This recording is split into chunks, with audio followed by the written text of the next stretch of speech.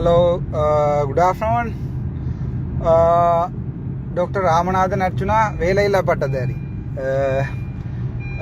ஒரு சில விஷயத்தை நான் சொல்லணும் எங்கள்ட ஆக்களுக்கு. என்னென்றால் எங்களோட முக்கியமாக எங்கள்ட வடக்கு கிழக்கில் இருக்கிற ஆக்களுக்கு வந்து எனக்கு இப்படி ஒரு பிரச்சனையோட ஸ்டார்ட் பண்ணியிருக்கேன். நம்ம என்னென்னு சொன்னால், நான் வந்து டாக்டர்ஸுக்கு எதிரான ஆளுன்னு சொல்லி, அதாவது வந்து டாக்டர்ஸை வந்து என்ன திசை திருப்புறதுக்கு வந்து, அதாவது டாக்டர்ஸுக்கு எதிராக வலிக்கிறான், டாக்டர்ஸுக்கு எதிரான டாக்டர்ஸ் கூடாதுன்ற ஒன்றே வந்து இவர் கையில் எடுத்து பொலிட்டிக்ஸுக்கு போகிறார் என்று சொல்லி அப்படி சில பேர் கதைச்சிருக்கணும்.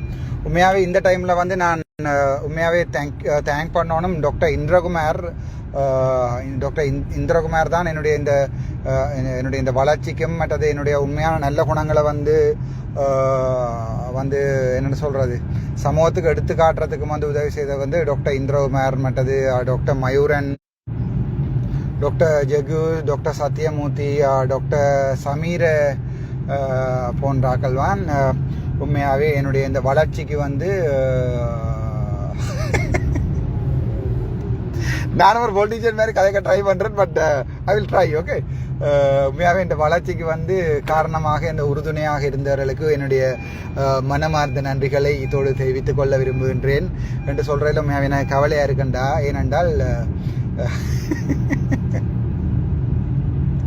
சும்மா இருந்த பாம்பு அடித்தா பரவாயில்லை, பாம்பு அடிக்கிறேன்டாப்போ பால் அடிக்கக்கூடாது, தலையில் அடிச்சிடணும், அடித்து போட்டு இது கொண்டு எரிச்சிடணும். என்னென்றால் சும்மா இருந்த பாம்புக்கு வந்து ஈக்குச்சியால் குத்தி பார்த்து கடைசியாக அது சேர பாம்பு நினச்சது. இப்போ அது நாக பாம்புன்னொடனே என்ன செய்கிறேன்னு தெரியாமல் இருக்கிறேன். நானும் இப்போ இன்றைக்கு வந்து எங்களோட ஜிஎம்ஓயோட வந்து ஒரு என்ன சொல் மத யூனியனோட ஒரு இதோண்ட கேட்டிருக்கு. நானாவே போய், அதாவது ஒரு பிரச்சனையை வந்து சமாதானமாக கொண்டு போகணும் என்றால் ஒரு ஈகோன்றதை விட்டுறணும். எனக்கு அந்த ஈகோ விழாலம் இருந்திருந்து என்றால் நான் இந்த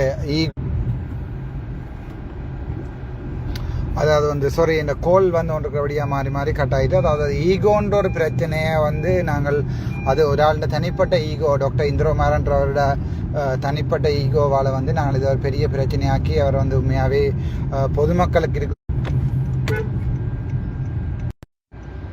அதாவது பொதுமக்களுக்குரிய பிரச்சனைகளை வந்து இவர் பொதுவழிக்கு கொண்டு வரத்துக்கு வந்து உதவி செய்திருக்கார். அப்போ நீங்கள் அந்த விஷயத்தில் வந்து டாக்டர் இந்திரகுமாருக்கு வந்து நீங்கள் வாழ்க்கை பூரா நன்றி கடன் பெற்றிருக்கணும். இப்போ நீங்கள் கனவேர் வந்து சொல்லி கொண்டிருக்கிறீங்கள் டாக்டர் சத்யமூர்த்தின்ற ஊழல்கள், அவர் செய்த பிரச்சனைகள் வந்து பற்றி கழிச்சு கொண்டிருக்கிறீங்கள். அது மாதிரி டாக்டர் கேதீஸ்வரன் செய்த பிள்ளைகள் அதில் வந்து எல்லாம் பற்றி காய்ச்சி கொண்டிருக்கிறீங்க. அப்போ ஒரு களம் ஒன்று அமைச்சு கொடுக்கறதுக்கு தங்களுக்கு பட்டின குழியில் விழுந்து போய் இப்போ ஜான எலும்பேலா மாதிரி நான் எல்லா பக்கத்தாலையும் புல்டோசரில் பார்த்து இது கிளப்புறன்னு பார்த்து நான் இப்போ இந்த பிரச்சனைகளுக்கு கிளப்பக்கூடிய தூக்கி காப்பாற்றக்கூடிய பெரிய புல்டோசர்ன்றது சொல்கிறது ஜிஎம்ஓன்றது உண்மையாகவே ஒரு நல்ல நோக்கத்துக்கு அமைக்கப்பட்ட ஒரு நான் இப்போ சில பேர் நினைப்பினா நான் தோற்று போனேன்னு சொல்லி அதால் டப்பண்டு நான் ஜிஎம்ஓ வந்து சப்போர்ட் பண்ணி கலைக்கிறேன்னு சொல்லி, உண்மையாகவே நான் மனசை தொட்டு சொல்கிறேன். நான் ஜிஎம்ஓன்ற ஒரு பிரான்ச் யூனியனை கிரியேட் பண்ணது நான்.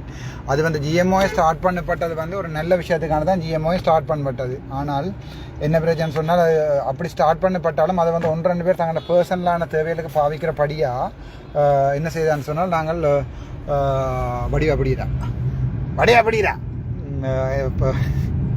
எதுவாங்க சொல்ல, நான் ஒரு ஆள் வச்சிருக்கிறேன் இதுக்கு கேமரா பிடிக்கிறதுக்கு, இல்லாட்டி வாங்க சொல்லுவாங்க நான் கேமரா பார்த்துக்கொண்டு ட்ரை பண்ணேன்னு சொல்லி. ஜிஎம்ஓஏன்றவர் வந்து என்ற ஒரு ஆர்கனைசேஷனை வந்து நல்ல விஷயமாக ஸ்டார்ட் பண்ணின வந்து நாங்கள் அதை என்ன செய்யணும்னு சொன்னால் ஒரு நல்ல விஷயமா பண்ணல. அதான் எனக்கு சரியான கவலை. அப்போ அதே விஷயத்தில் நான் வந்து ஜிஎம்ஓட பேரை இதில் இருந்து இல்லாமல் பண்ணி அது ஒரு நல்லவையாக பாவிக்கக்கூடிய ஒரு ட்ரேட் யூனியன். அப்போ அந்த நல்லவையாக பாவிக்கக்கூடிய ஒரு ட்ரேட் யூனியனை வந்து நாங்கள் அதன் பேரை காப்பாற்றணும். மற்ற எங்களோட டாக்டர்ஸ் 25 பேர் வந்து இப்போ ஒரு குழிக்குள்ளே விழுந்திருக்கணும். அதில் எல்லாரையும் காப்பாற்றலாண்டிலும் அந்த ஒரு ஒன்றுமே அறியாமல் அதில் போன டாக்டர்ஸில் வந்து காப்பாற்றணும்னு நான் ட்ரை பண்ணி கொண்டிருக்கேன். நான் இப்போ மினிஸ்ட்ரி பக்கத்துலேருந்து உண்மையாகவே நாங்கள் வாங்க சமாதானத்துக்கு என்று சொல்லி கூப்பிட்டு கடைசியாக மினிஸ்ட்ரியில் வந்து டாக்டர் ராஜீவுக்கு வந்து கடிதம் கொடுத்துருக்கணும். அது சம்பந்தமாக டக்ளஸ் ஐயா வந்து கிளியராக சொல்லியிருக்கார். வந்து நீ வாடி இருக்கிற டைமில் ட்ரை பண்ண போகிறேன். அதாவது வந்து லீவில் இருக்கிறபடியாகத்தான் வந்து இவர் அங்கே போட்டிருக்கணும்னு சொல்லி, இப்போ அது டெம்பரரியாக ஒரு ஆள் பார்க்கத்தானே இப்போ வேணும் ஹாஸ்பிட்டலை. பட் என்னன்னு சொன்னால், இந்த பிரச்சனையை வந்து இப்படி நாங்கள் ஒரு ஃபோர்ஸ்ஃபுல்லாக தீர்மானிக்க இயலாது.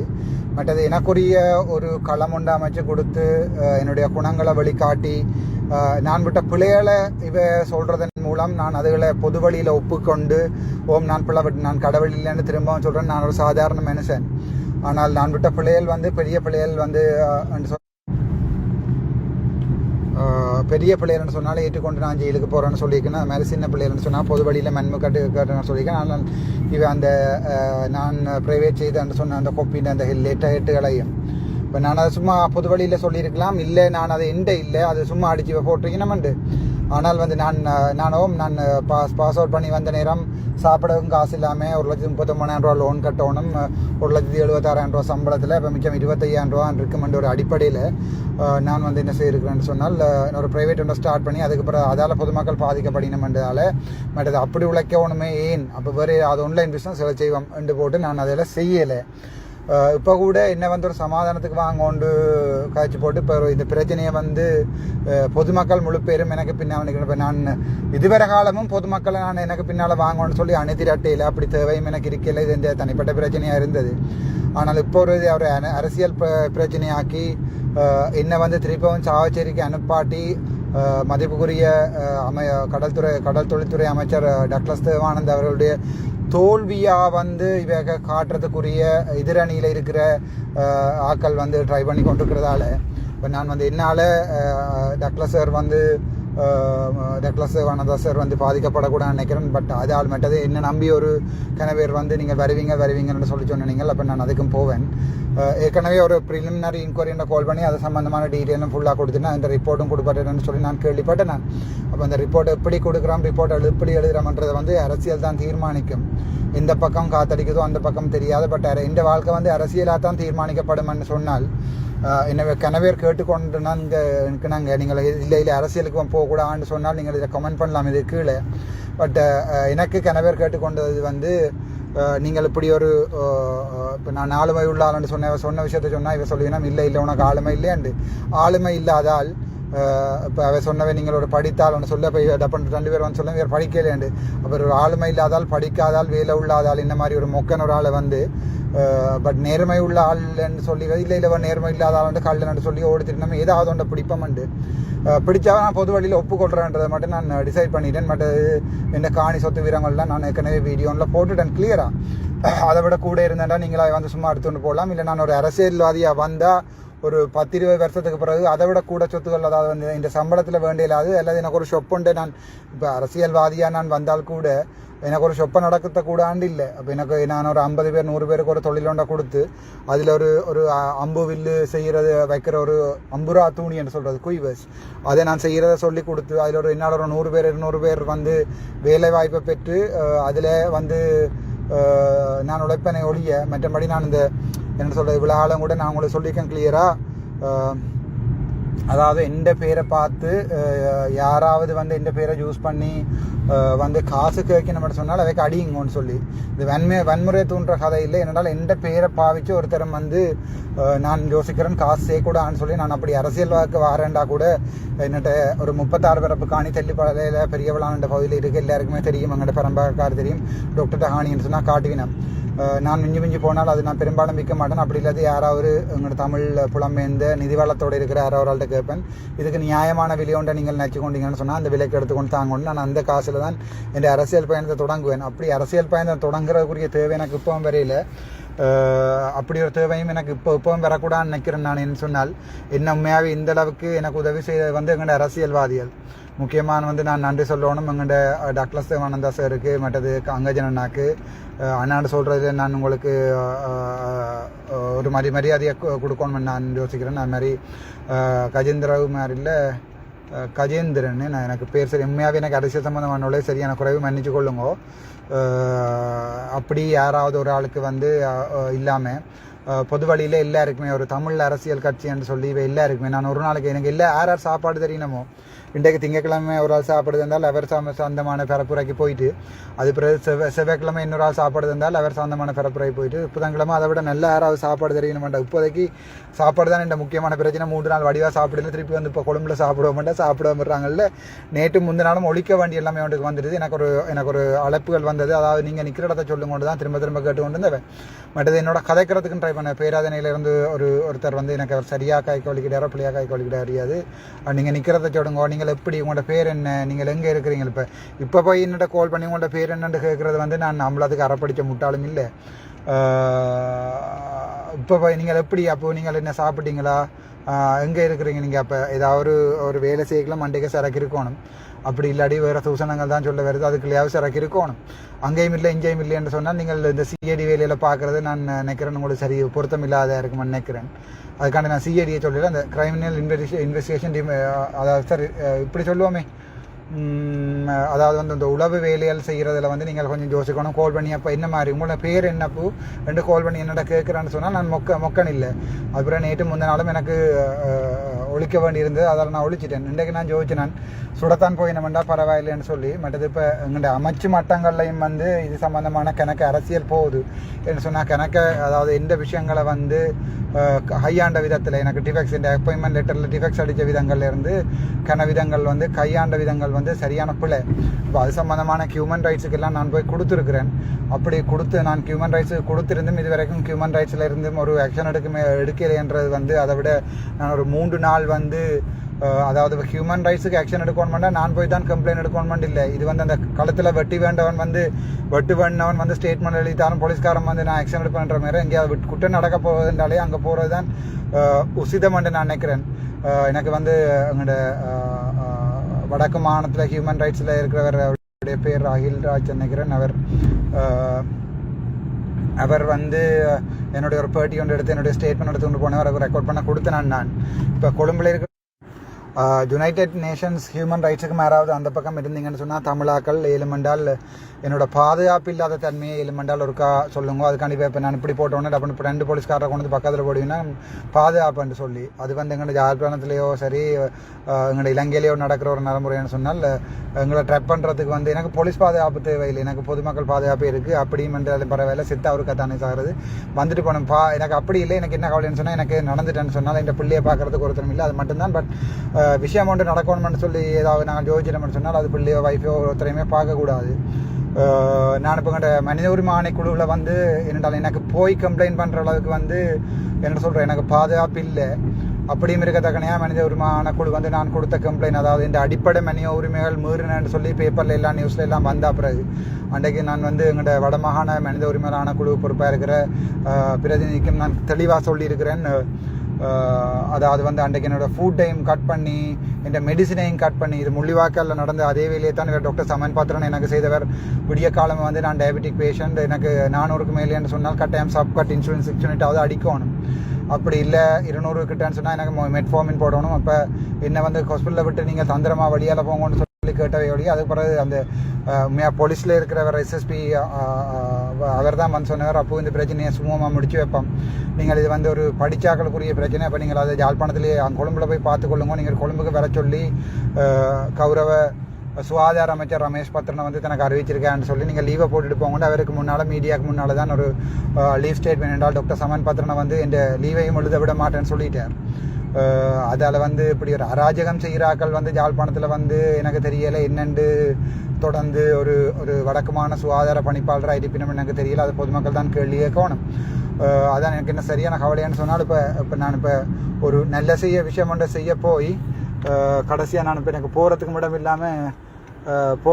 இல்லாமல் இருக்கிறதுக்கு இடம் இல்லாமல் எங்கன்னு தெரியாமல் இப்போ காருக்குள்ளையும் இப்போ 2 நாளாக வந்து நான் நீட்டு காருக்குள்ளே தான் படுத்திருந்தேன். நான் எனக்கு போகிறதுக்கு இடம் இல்லை, நான் போய் நிற்க போகிறேன்னு சொல்லி யார்ட்டையும் கேட்டாலும் அவைக்கும் பயம். இப்போ 2 நாளாக நேரப்படி அதாவது வந்து என்னென்னு சொல்கிறது, எனக்கு அந்த பயம் கொண்டு இருந்தது. அப்படியும் இருக்கத்தக்கனையாக மனித உரிமை ஆணைக்குழு வந்து இதில் தலையிடாமல் தாங்களும் இந்த யூடியூப்பில் இந்த ஃபேஸ்புக்கில் வர லைவை தான் பார்த்து கொண்டு வேண்டாம் பாருங்கோ. எப்படியும் நாங்கள் 3 லட்சம் 4 லட்சம் பேர் வந்து முள்ளிவாக்கால சாய்களையுமே மனித உரிமை ஆணைக்குழு வந்து ஒரு ஆக்ஷனும் எடுக்கலை. அப்போ அப்படியான ஒரு சுச்சுவேஷனில் இப்போ எனக்கு மனித உரிமை ஆணைக்குழுக்கள் வந்து என்ன பாதுகாப்பினம் பண்ணுறதோ இல்லாட்டி யூஎன் பேரும் மட்டும் தான் கடைசியாக நாங்கள் 3-4 பேர் சத்தினால இப்போ எனக்கு அதில் நம்பிக்கையில் நான் துணிஞ்சிட்டேன். இப்போ இருக்கிற நிலைமைக்கு வந்து என்னுடைய வேலையே இல்லாமல் பண்ணுவோம் என்றதுக்குரிய வேலைப்பாடுகள் நடந்து கொண்டிருக்கு. அதாவது வந்து என்னுடைய வேலையை வேண்டாம், எனக்கு வேலை இவர் வந்து மெடிக்கல் அட்மினிஸ்ட்ரேட்டாக இருக்கலான்னு சொல்லியும் SLMCயில் கம்ப்ளைண்ட் பண்ணி இந்த டாக்டர் என்ற வேலையை இல்லாமல் பண்ணுவோம்ன்றக்கூடிய இதெல்லாம் நடந்து கொண்டிருக்கு. நான் தான் சிரிப்பு வருது. நான் முதலே சொல்லிப்பட்டேன் தெளிவாக, உங்களுக்கு வேலை வேணும்னு சொன்னால் ரெசிக்னேஷன் லெட்டர் டைப் பண்ணி கொண்டு வாங்க வடிவான இங்கிலீஷில், அதில் சைன் பண்ணி தாரேன்னு சொல்லி நீங்கள் அதை கொண்டு வந்து தரலாம். அப்படி வேலை தான் இல்லைன்னு சொன்னால் எனக்கு பிரச்சனை இல்லை. நான் பொதுமக்கள் வீட்டில் ஒவ்வொரு நாளும் போய் சாப்பிட்டாலும் எனக்கு வடிவாக சாப்பிட தெரியும்.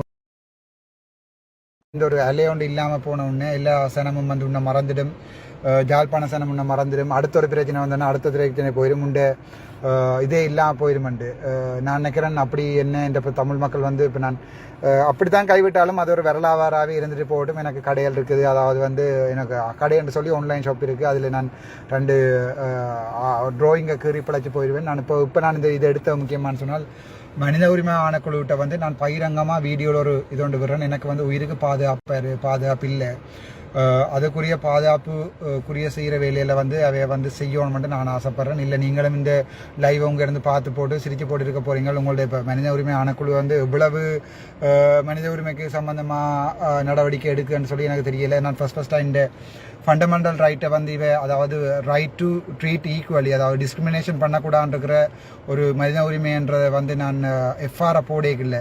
கான்ஸ்டியூஷனல் வயலேஷன்ன்ற ஒரு எஃப்ஆரை வந்து அது விட ஃபோன் ஆன்சர் பண்ணாலும் கால் பண்ண ஆன்சர் பண்ண மாட்டேன். ஒரு கால் பண்ண ஆன்சர் பண்ணாலுக்கு வந்து அவசரப்பட்டு கதைச்சாலும் எடுக்கல. அது கொழும்பு ஹெட் பிரான்ச் பற்றி கதைக்கிறேன். அப்போ நான் அவாக்கு வந்து ஆன்லைனில் போட்டேன்னா அதுக்குரிய ரிப்ளை ஆன்லைனில் திருப்பி இமெயில் வந்து இமெயிலுக்கு திருப்பி பண்ணியிருக்கணும். அப்படி இல்லைன்னு சொன்னால் கோல் எடுத்து காய்ச்சிருக்கணும். அப்படி ஸ்ரீலங்காவில் மனித உரிமைகள் இருக்கிறன்றது வெறும் சம்பளத்துக்கு மட்டும்தான் இருக்கிற ஒரு விதம் எல்லாருக்குமே தெரியும்.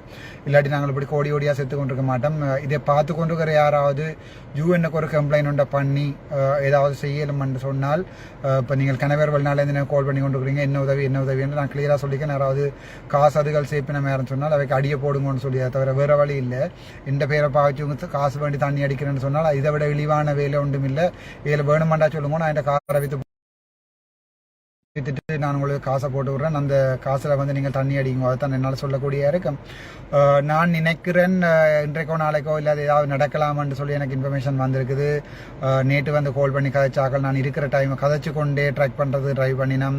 பட் இந்த வாட்ஸ்அப்பில் வந்து இடக்கிட வந்து என்னோட சொல்கிறது அந்த அதாவது வந்து டெலிவர்டு அண்ட் சிக்னல் பயிலாக ரெட் டாட்டும் விழுது. அப்படி கணக்கு அசம்பாவிதங்கள் நடக்கிறது ட்ரை பண்ணி கொண்டு இருக்குது. இப்போ சில பொலிட்டிக்கல் பார்ட்டி வந்து என்ன போட்டால் இந்த நேரம் போட்டால் வந்து வடக்கில் வந்து எங்களோட அதாவது வந்து இப்போ இருக்கிற மாண்பு ஜனாதிபதி ரணில் அவர்களுக்கு வந்து வார ஓட்டுகள் இல்லாமல் போகுமென்றதால போடலாமன்னு சொல்லி எனக்கு கதை வந்திருக்குது.